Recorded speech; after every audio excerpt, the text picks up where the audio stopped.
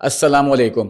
ایک بار پھر صحت شو میں میں آپ کا ہوسٹ سعد ملک حاضر ہوں، اور اس بار پھر ہم بات کریں گے ذیابطیس کنٹرول زندگی انمول. اور اسی میسج کے لیے ہم نے ڈفرینٹ ٹاپکس پہ بات کری ہے، اور آج کا جو ہمارا ٹاپک ہے وہ ٹاپک ہے ڈائبیٹک فٹ. اور یہ ایک بہت ہی گمبھیر مسئلہ ہوتا ہے ڈائبیٹک پیشنٹ کے اندر اگر اس کو صحیح ٹائم پہ ٹریٹ نہ کیا جائے، اور اس کے بہت سارے مسائل ہوتے ہیں.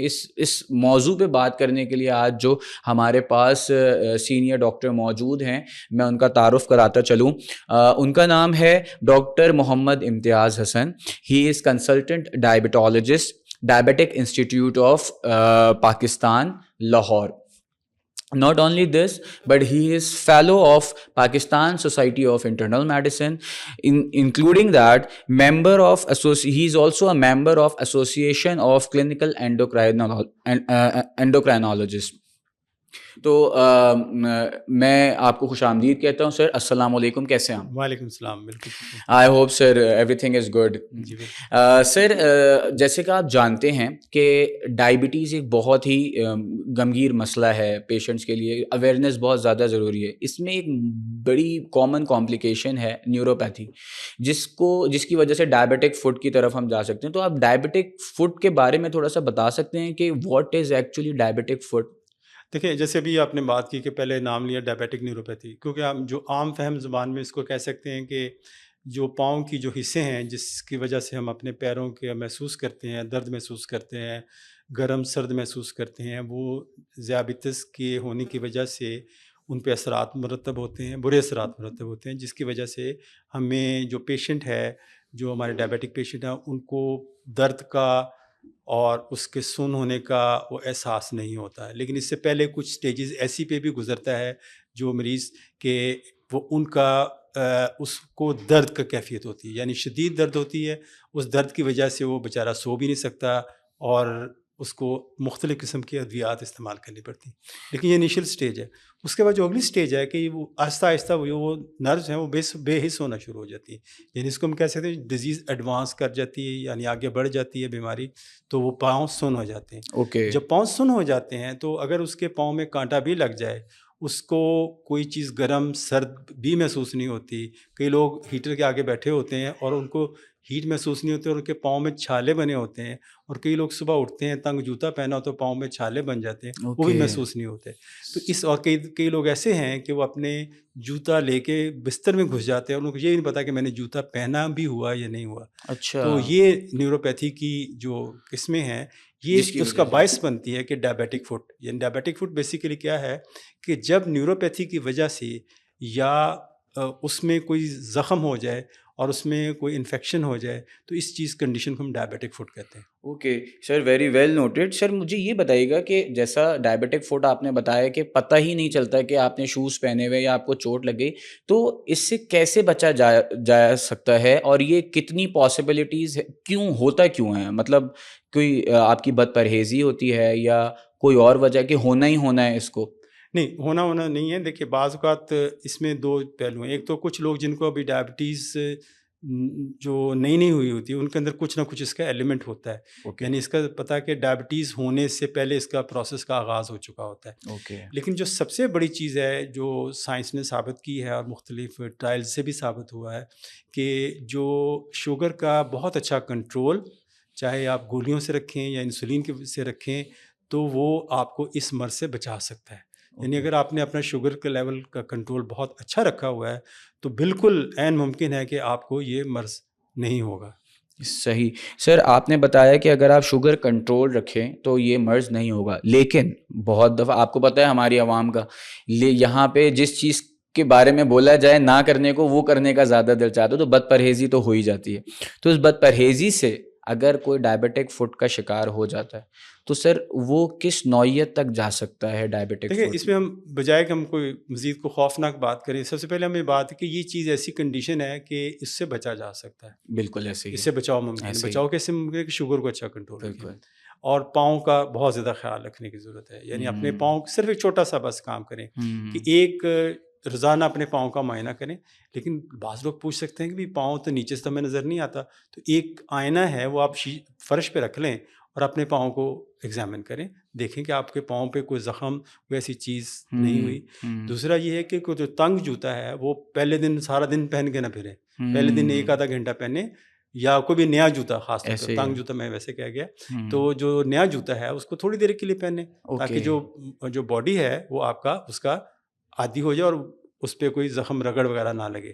تیسری بات جو اس ساری چیز کو ایک فکرے میں سمو دینے والی بات ہے کہ اپنے پاؤں کا ایسے خیال رکھیں کہ جیسے آپ اپنے چہرے کا خیال رکھتے ہیں. اوکے, اتنی زیادہ یعنی ہم سینسیٹیوٹی. آپ کبھی چہرے پہ خشکی نہیں ہونے دیتے, اپنے چہرے پہ کوئی گندگی نہیں لگے دینے دیتے, کوئی اپنے چہرے پہ کوئی نشان رہنے نہیں دیتے. تو اگر اتنا خیال جو اپنے چہرے کا کرتے ہیں, اگر وہ سٹینڈرڈ اپنے پاؤں پہ بھی اپلائی کریں تو آپ اس مرض سے اس پاؤں کی اچھی حفاظت کر سکتے ہیں. اوکے. اچھا, اگلی جو بات ہے کہ اگر خدا نہ خواستہ اگر زخم ہو گیا ہے, سب سے پہلے زخم کی جو نوعیت ہے انیشلی بہت ابتدائی, تو ایک دم اتنی بڑا زخم نہیں ہو جاتا, بالکل معمولی سا زخم ہوتا ہے, چھالا ہوتا ہے, وہ بگڑتا ہے. اوکے. ٹھیک ہے, تو اگر وہ چھالا ہو گیا آپ فوراً اپنے ڈاکٹر سے رجوع کریں. اوکے. تاکہ وہ اس کا خیال رکھے اور اپنے جو ہے اس کی علاج کرے, اور اس چھالے کو یا اس زخم کو اس کی اسی وقت ہی اس کا علاج شروع کر دیا جائے. صحیح. اگر خدا نہ خواستہ اگر آپ جو کسی غفلت کی وجہ سے یا کسی کوتاہی کی وجہ سے یہ مرض آگے بڑھ گیا ہے, تو زخم جو پس ہے وہ یہ انفیکشن ہے وہ آگے کی طرف ٹریول کر سکتی ہے, انگلی کو انوالو کر سکتی ہے, اور دوسرا پاؤں کی پورے کو انوالو کر سکتے ہیں. بعض اوقات ہمیں خدا نخواستہ لمب لاس ہونے کا بھی خطرہ ہوتا ہے, کہ خدا نخواستہ کسی پاؤں کا یا انگلی کی کو ضائع ہونے کا خطرہ ہے, یا پاؤں کا کچھ حصہ خراب ہونے کا خطرہ, اگر مرض بڑھ جائے تو سرجن اس پہ اس کو کاٹ سکتے ہیں. لیکن یہ بہت ایڈوانس فارم ہے, اس سے بہت پہلے اسٹیج گزرتی ہے. لیکن اس سے پہلے بھی میں جو بات سب سے زیادہ ضروری ہے کہ جو لوگ اسموکنگ کرتے ہیں, جو سگریٹ پیتے ہیں, ان کے اندر یہ مرض زیادہ ہوتا ہے, کیونکہ ان کے پاؤں کی جو نالیاں ہیں, خون کی نالیاں, وہ بھی تنگ ہو جاتی ہیں اسموکنگ کی وجہ سے. ایتھروسکلروسس والی جو زیادہ کنڈیشن ہوتی ہے, ڈائبٹیز سے بھی ہوتی ہے. تو ایسے بندوں کو سب سے پہلے ایک تو شوگر کنٹرول رکھنی, دوسرے اسموکنگ چھوڑ دینی. مطلب ڈائبٹیز کے ساتھ اگر آپ اسموک کر رہے ہیں تو سر آپ ڈبل پرون ہیں کہ آپ کو ڈائبٹک فٹ ہونے کے چانسز ہیں. بالکل, اس کا رسک بہت بڑھ جاتا ہے. اور سر آپ نے ایک بات کری کہ خطرناک بات میں نہیں کروں گا, تو میں چاہوں گا کہ آپ اب ہمارے مداحوں کو تھوڑا سا تو بتائیں, پیشنٹس کو, کہ خطرناک جو آپ نے ورڈ یوز کیا وہ خطرناک چیز ہوتی کیا ہے ڈائبٹک فٹ کے اندر؟ خطرناک چیز جیسے میں نے تھوڑا سا اشارتاً میں نے بات کی ہے, اشارتاً بات یہ کی ہے کہ اگر خدا نخواستہ ہم اس کا خیال نہیں رکھتے, انفیکشن ہو گئی ہے, اس کا پراپر علاج نہیں کرتے, تو ہو سکتا ہے ہمیں وہ جو پاؤں کا وہ حصہ ہے, یا انگلی ہے, یا پاؤں آدھا پاؤں ہے, یا پورا پاؤں ہے, خدا نخواستہ اس سے محروم ہونا پڑتا ہے. تو یہ ایک ایکسٹریم فارم ہے جو بڑی قابل افسوس بات ہے, یعنی کہ ایک ایسی چیز جس سے بچا جا سکتا تھا اس سے ہم نہیں بچ سکے. تو میرا خیال ہے کہ ہم سب کو اپنی ڈائبٹیز کے کنٹرول میں شروع دن سے ہی توجہ دینے کی ضرورت ہے. Very well noted sir, very informative things you have shared with us. Sir ایک آخری چیز میں آپ سے یہ پوچھنا چاہوں گا کہ اس کی کوئی میڈیکیشنز وغیرہ بھی ہیں, یا فٹ ویئرس وغیرہ آتے ہیں ڈائبٹک فٹ کے پیشنٹس کے لیے, کچھ ٹیکنالوجیز, کوئی ایسی چیز ہے جو جس کے تھرو وہ اور بہتر اپنا ٹریٹمنٹ کروا سکے جو ڈائبٹک فٹ کا پیشنٹ ہے؟ دیکھیں, ڈائبٹک فٹ میں دو چیزوں کی انوالومنٹ ہے, کہ خون کی نالیاں تنگی ہوتی ہیں, اور جیسے دوسری بات میں نے کی نیوروپیتھی یعنی نروس کی انوالومنٹ ہوتی ہے, دونوں کی انوالومنٹ ہوتی ہے. تو جو ڈاکٹر ہیں آپ کے ڈائبٹیز کے ڈاکٹر ہیں, وہ آپ کی نروس بھی چیک کرتے ہیں, اور کرنی بھی چاہیے. دوسرا آپ کی پیروں کی نبض کا بھی معائنہ کرتے ہیں.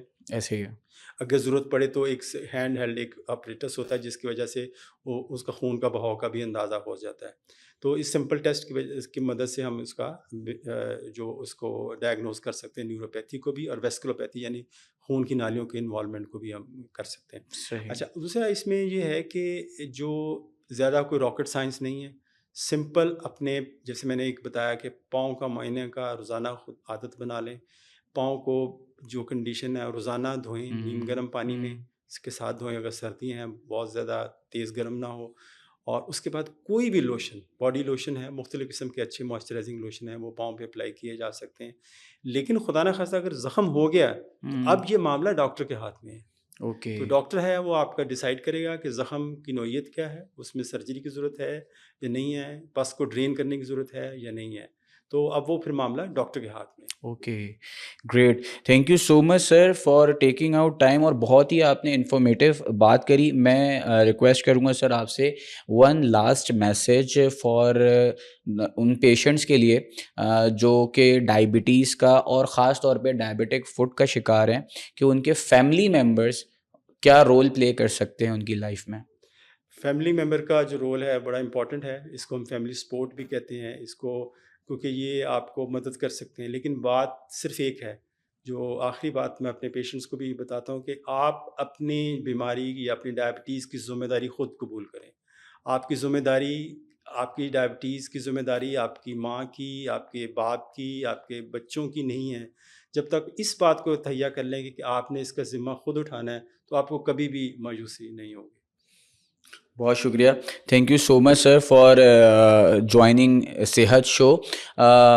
جیسا کہ ڈاکٹر امتیاز حسن صاحب نے بتایا کہ ڈائبٹک فوڈ کوئی اتنی بڑی بیماری نہیں ہے, لیکن اس کو خیال ایسے رکھنا ہے جیسے آپ جوان شخص اپنے چہرے کا خیال رکھتا ہے. تو بالکل ایسے ہی اگر آپ خیال رکھیں تو ایک آپ ڈائبٹک ہوتے ہوئے بہت اچھی صحت مند زندگی گزار سکتے ہیں اور کوئی بڑی کمپلیکیشن کا شکار آپ نہیں ہو سکتے ہیں. اسی طریقے سے میں بار بار آپ سے بات کر رہا ہوں کہ کریں گے آپ ذیابیطیز کنٹرول, کیونکہ زندگی ہے انمول, اور اسی وجہ سے ہم ملٹیپل ٹاپکس اور ڈفرینٹ سٹیز کے ڈاکٹرس کے ساتھ الگ الگ ٹاپکس پہ بات کر رہے ہیں, تاکہ زیادہ سے زیادہ مفاد عامہ کو ان کی ڈائبٹیز کنٹرول اور اس کی اویئرنیس میں ہیلپ ہو سکے. پھر ملیں گے انشاءاللہ ایک اور نئے ٹاپک کے ساتھ صحت شو پہ. تب تک کے لیے اجازت دیں. آپ کا ہوسٹ سعد ملک. اللہ حافظ.